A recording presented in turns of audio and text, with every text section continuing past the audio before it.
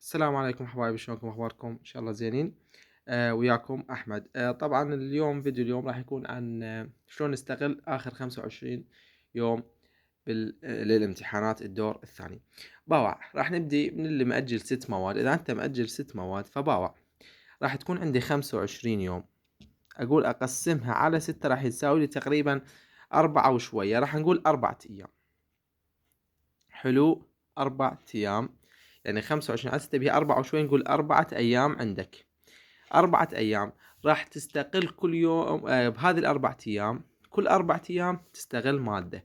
يعني خلال 24 يوم أنت مكمل 6 مواد. حلو حلو. فتقول لي شلون؟ يعني مثلا أقول لك رياضيات، تخلص فصل أول فصل ثاني أول يوم، فصل ثالث ثاني يوم، فصل رابع ثالث يوم، فصل خامس خامس يوم، وخلص. يعني أنت أكيد ما راح تكون ما فاتح الكتاب أبدا، لا راح تكون يعني دارسهن وفاهمهن، خاصة الفصل الأول والثاني، يعني عندك فكرة عليهن. وهكذا باقي المواد. إذا أنت يعني مأجل 6 مواد فلك 4 أيام لكل مادة. زين، إذا مأجل 5 مواد راح تكون كذلك إلك 4 أيام.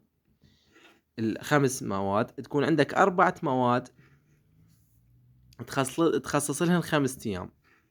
حلو. ومادة واحدة تخصص لها 4 أيام، اللي أنت تحس نفسك فاهمها، ويعني مجرد إنه بس تريد تراجعها، هذه تخصص لها 4 أيام، فهي خلصت المشكلة الثانية.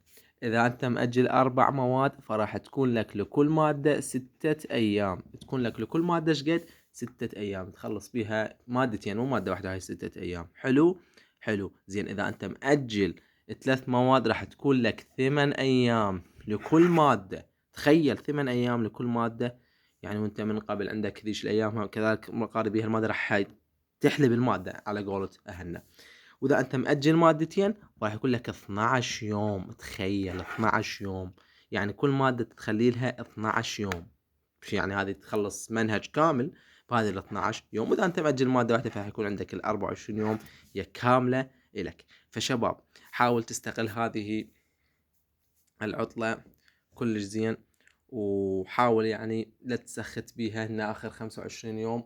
آخر 25 يوم تحقق الحلم، ولا تظن إنه تقول معدل راح يطلع ناس وشي. باوع، إذا طلع معدلك إيش قد ما يطلع، بس باوع على أحلام غيرك وباوع على معدلات غيرك. راح تقول أنا إيش قد الله منطيني نعمة، بس ما دا أفهم وما دا أعرف شنو النعمة اللي أنا بيها. أنت باوع على أحلام غيرك، باوع على معدلات غيرك، راح تعرف النعمة اللي الله نعم عليك بيها.